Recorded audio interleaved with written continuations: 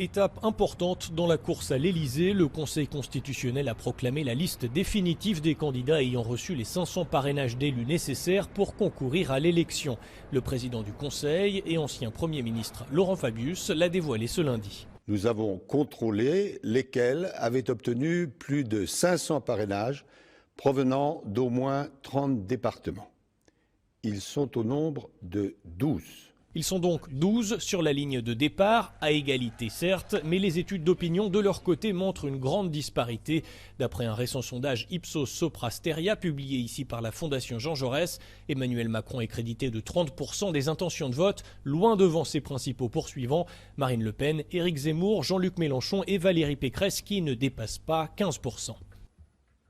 Les rapports de force sont très favorables à Emmanuel Macron pour le deuxième tour, évidemment, et pour le premier tour et bien sûr pour le deuxième tour.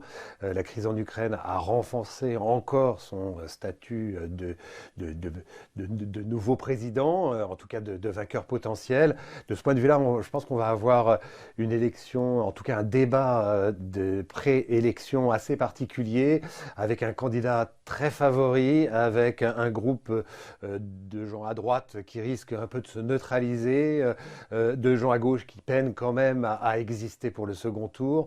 Je pense qu'effectivement, cette campagne présidentielle va avoir, en tout cas les débats qui devraient lui être liés, va avoir un goût un peu amer parce que je pense que la plupart des Français n'auront pas forcément des éclairages sur toutes les questions qui les intéressent. Ces dernières semaines, plusieurs candidats se sont plaints d'avoir eu du mal à réunir les 500 parrainages. C'est le cas de Jean-Luc Mélenchon de la France Insoumise, d'Éric Zemmour de Reconquête et de Marine Le Pen du Rassemblement National. Si bien que certaines voix en France réclament la modification de cette règle, inchangée depuis 1976.